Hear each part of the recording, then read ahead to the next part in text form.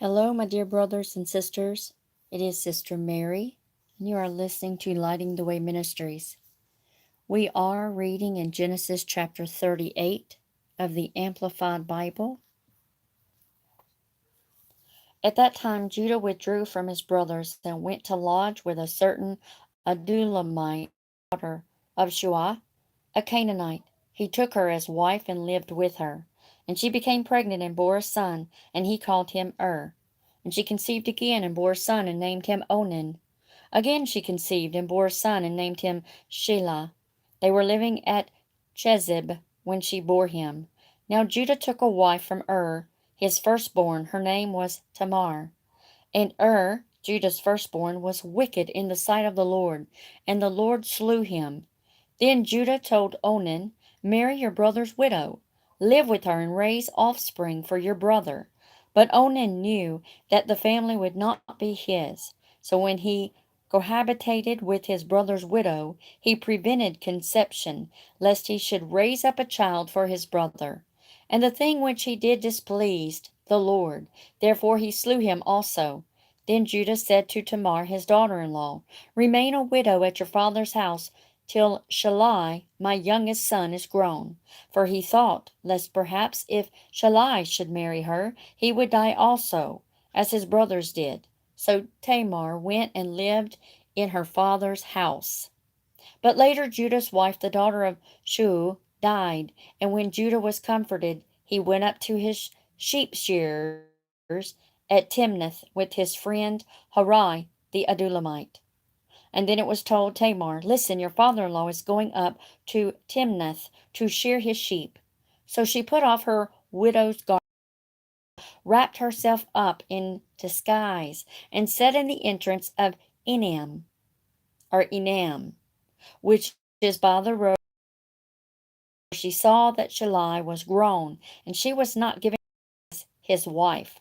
When Judah saw her, he thought she was a harlot, or devoted a vow to her goddess, for she had covered her face as he did.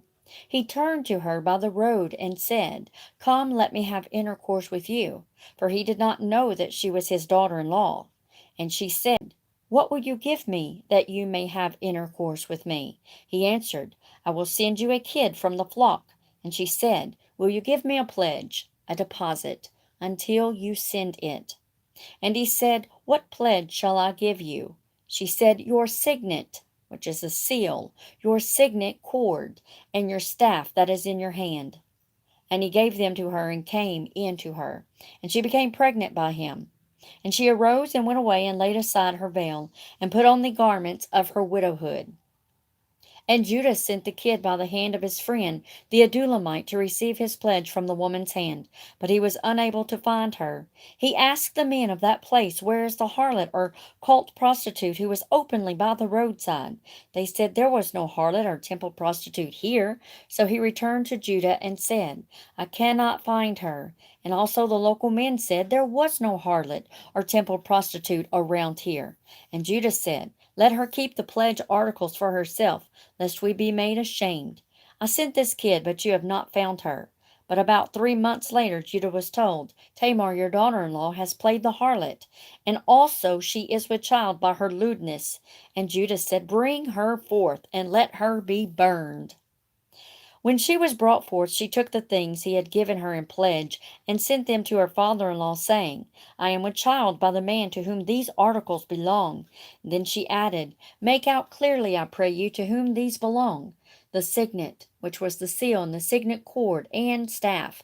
And Judah acknowledged them, and said, She has been more righteous and just than I, because I did not give her to Shelah my son, and he did not cohabitate with her. Now when the time came for her to be delivered, behold, there were twins in her womb. And when she was in labor, one baby put out his hand, and the midwife took his hand and bound up on it a scarlet thread, saying, This baby was born first. But he drew back his hand, and behold, his brother was born first. And she said, What a breaking forth you have made for yourself. Therefore his name was called Perez, breaking forth. And afterward his brother, who had the scarlet thread on his hand, was born, and was named Zorah. which is scarlet. Genesis chapter 39. And Joseph was brought down to Egypt, and Potiphar, an officer of Pharaoh, the captain and chief executioner of the royal guard, an Egyptian, brought him forth from the Ishmaelites who had brought him down there. But the Lord was with Joseph, and he, though a slave, was a successful and prosperous man. And he was in the house of his master the Egyptian. And his master saw that the Lord was with him, and that the Lord made all that he did to flourish and succeed in his hand. So Joseph pleased Potiphar and found favor in his sight, and he served him. And his master made him supervisor over his house, and he put all that he had in his charge. From the time that he made him supervisor in his house, and over all that he had, the Lord blessed the Egyptian's house for Joseph's sake. And the Lord's blessing was on all that he had in the house and in the field. And Potiphar left all that he had in Joseph's charge, and paid no attention to anything he had except the food he ate. Now Joseph was an attractive person and fine looking. And then after a time his master's wife cast her eyes upon Joseph, and she said, "Lie with me." But he refused and said to his master's wife, "See here, with me in the house my master has concern about nothing. He has put all that he has in my care. He is not greater in this house than I am, nor has he kept anything from me except you, for you are his wife. How then can I do this great evil and sin against God?" She spoke to Joseph day after day, but he did not listen to her, to lie with her, or to be with her. Then it happened about this time that Joseph went into the house to attend to his duties, and none of the men of the house were indoors. And she caught him by his garment, saying, "Lie with me." But he left his garment in her hand and fled and got out of the house. And she, when she saw that he had left his garment in her hand and had fled away, she called to the men of her household and said to them, "Behold, he, your master, has brought in a Hebrew to us to mock and insult us. He came in where I was to lie with me, and I screamed at the top of my voice. And when he heard me screaming and crying, he left his garment with me and fled and got out of the house." And she laid up his garment by her until his master came home. Then she told him the same story, saying, "The Hebrew servant whom you brought among us came to me to mock and insult me. And when I screamed and cried, he left his garment with me and fled out of the house." And when Joseph's master heard the words of his wife, saying to him, "This is the way your servant treated me," his wrath was kindled. And Joseph's master took him and put him in prison, a place where the state prisoners were confined. So he was there in the prison. But the Lord was with Joseph, and showed him mercy and loving kindness, and gave him favor in the sight of the warden of the prison. And the warden of the prison committed to Joseph's care all the prisoners who were in the prison, and whatsoever was done there, he was in charge of it. The prison warden paid no attention to anything that was in Joseph's charge, for the Lord was with him, and made whatever he did to prosper. Genesis chapter 40. Now some time later the butler and the baker of the king of Egypt offended their lord, Egypt's king. And Pharaoh was angry with his officers, the chief of the butlers and the chief of the bakers. He put them in custody in the house of the captain of the guard, in the prison where Joseph was confined. And the captain of the guard put them in Joseph's charge, and he served them. And they continued in custody for some time. And they both dreamed a dream in the same night, each man according to the personal significance of the interpretation of his dream, the butler and the baker of the king of Egypt, who were confined in the prison. And when Joseph came to them in the morning and looked at them, he saw that they were sad and depressed. So he asked Pharaoh's officers who were in custody with him in his master's house, "Why do you look so dejected and so sad today?" And they said to him, "We have had dreamed dreams, and there is no one, no one is here to interpret them." And Joseph said to them, "Do not interpretations belong to God? Tell me your dreams, I pray you." And the chief butler told Joseph and said to him, "In my dream I saw a vine before me, and on were 3 branches. Then it was as though it budded, its blossoms burst forth, and the clusters of them brought forth ripe grapes almost all at once. And Pharaoh's cup was in my hand. And I took the grapes and pressed them into Pharaoh's cup. Then I gave the cup into Pharaoh's hand. And Joseph said to him, This is the interpretation of it. The 3 branches are 3 days. Within 3 days, Pharaoh will lift up your head and restore you to your position. And you will again put Pharaoh's cup into his hand, and when you were his butler. But think of me when it shall be well with you, and show kindness, I beg of you, to me, and mention me to Pharaoh, and get me out of this house. For truly I was carried away from the land of the Hebrews by unlawful force, and here too I have done nothing for which they should put me into the dungeon. When the chief baker saw that the interpretation was good, he said to Joseph, I also dreamed, and behold, I had 3 cake baskets on my head, and in the uppermost basket were some of all kinds of baked food for Pharaoh. But the birds of prey were eating out of the basket on my head. And Joseph answered, This is the interpretation of it. The 3 baskets are 3 days. Within 3 days, Pharaoh will lift up your head, but will have you beheaded and hung on a tree. And you will not so much as be given burial, but the birds will eat your flesh. And on the 3rd day, Pharaoh's birthday, he made a feast for all his servants, and he lifted up the heads of the chief butler and the chief baker by inviting them also among his servants. And he restored the chief butler to his butlership, and the butler gave the cup into Pharaoh's hand. But Pharaoh hanged the chief baker, as Joseph had interpreted to them. But even after all that, the chief butler gave no thought to Joseph, but forgot all about him. Genesis 41. After 2 full years, Pharaoh dreamed that he stood by the river Nile.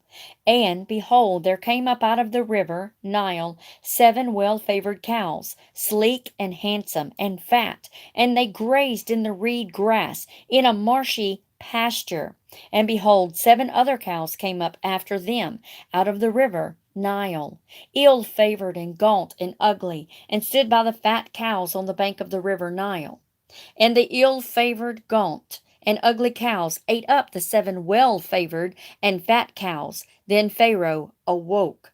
But he slept and dreamed the 2nd time, and behold, 7 ears of grain came out on one stalk, plump and good. And behold, after them 7 ears of grain sprouted, thin and blighted by the east wind.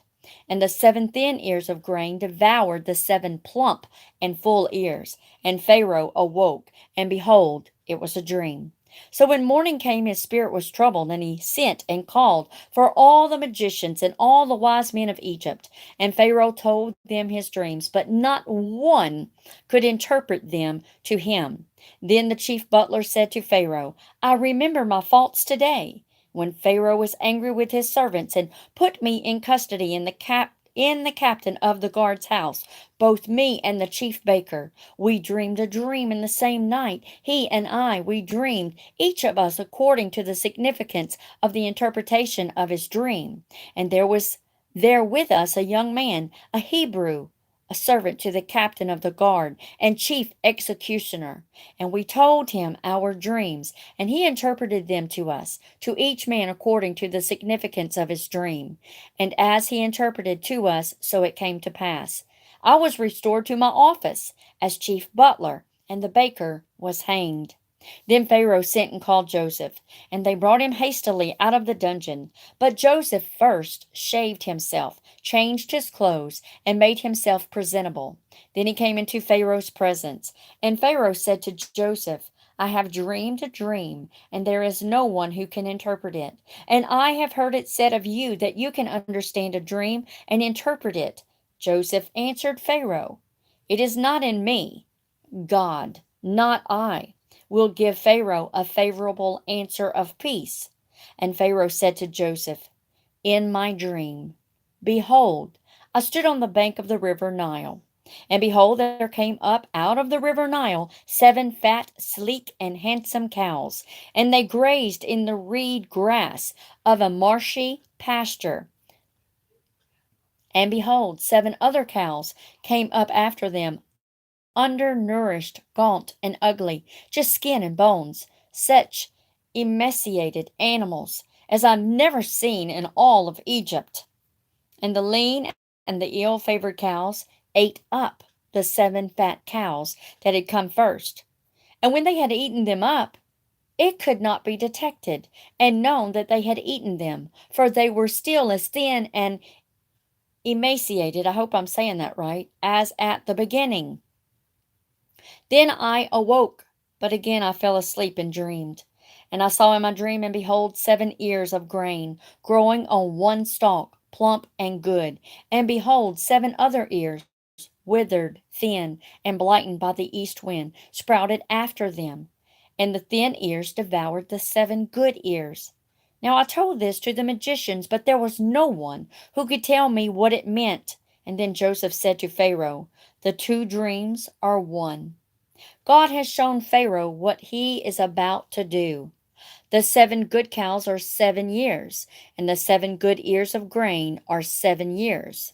The 2 dreams are one in their meaning, and the 7 thin and ill favored cows that came up after them are 7 years, and also the 7 empty ears of grain, blighted and shriveled by the east wind. They are 7 years of hunger and famine. This is the message just as I have told Pharaoh. God has shown Pharaoh what he is about to do. Take note, 7 years of great plenty throughout all the land of Egypt are coming. And then there will come 7 years of hunger and famine. And there will be so much want that all the great abundance of the previous years will be forgotten in the land of Egypt, and hunger, destitution, starvation, will exhaust, consume, and finish the land. And the plenty will become quite unknown in the land because of that following famine, for it will be very woefully severe. That the dream was sent twice to Pharaoh, and in 2 forms, indicates that this thing which God will very soon bring to pass is fully prepared and established by God. So now let Pharaoh seek out and provide a man discreet, understanding, proficient, and wise, and set him over the land of Egypt as governor. Let Pharaoh do this.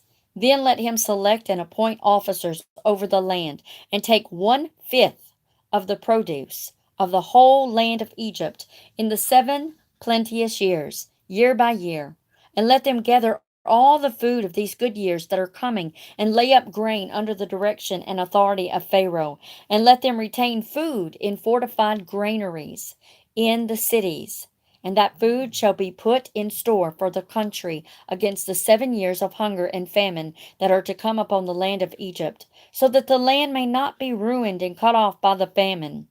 And the plan seemed good in the eyes of Pharaoh and in the eyes of all his servants. And Pharaoh said to his servants, can we find this man's equal, a man in whom is the Spirit of God?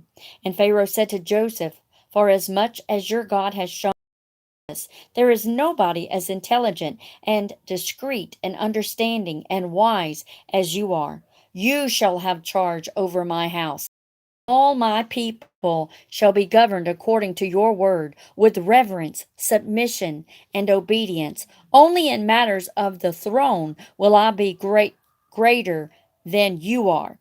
Then Pharaoh said to Joseph, see, I have set you over all the land of Egypt. And Pharaoh took off his signet ring from his hand and put it on Joseph's hand, and arrayed him in official vestments of fine linen, and put a gold chain about his neck. He made him to ride in the 2nd chariot which he had, and officials cried before him, bow the knee.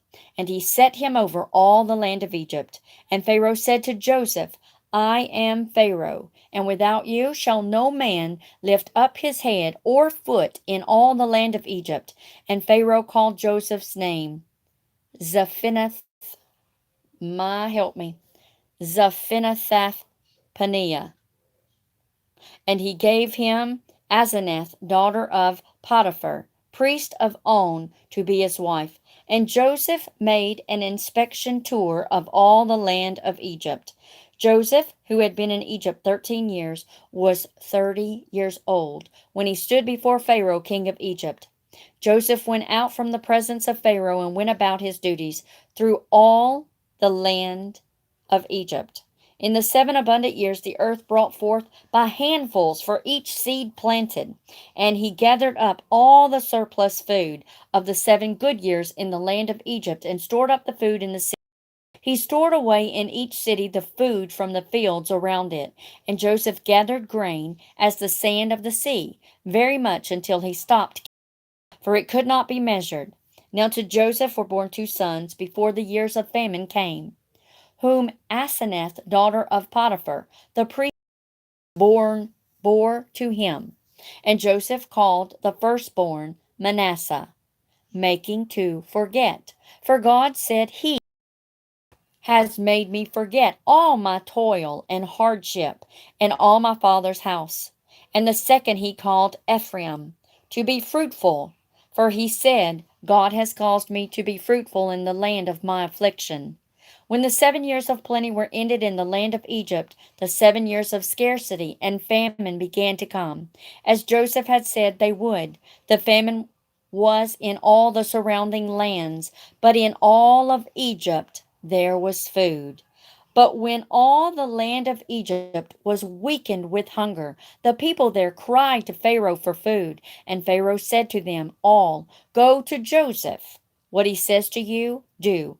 And when the famine was over all the land, Joseph opened all the storehouses and sold to the Egyptians, for the famine grew extremely distressing in the land of Egypt. And all the countries came to Egypt to Joseph to buy grain, because the famine was severe over all the known earth.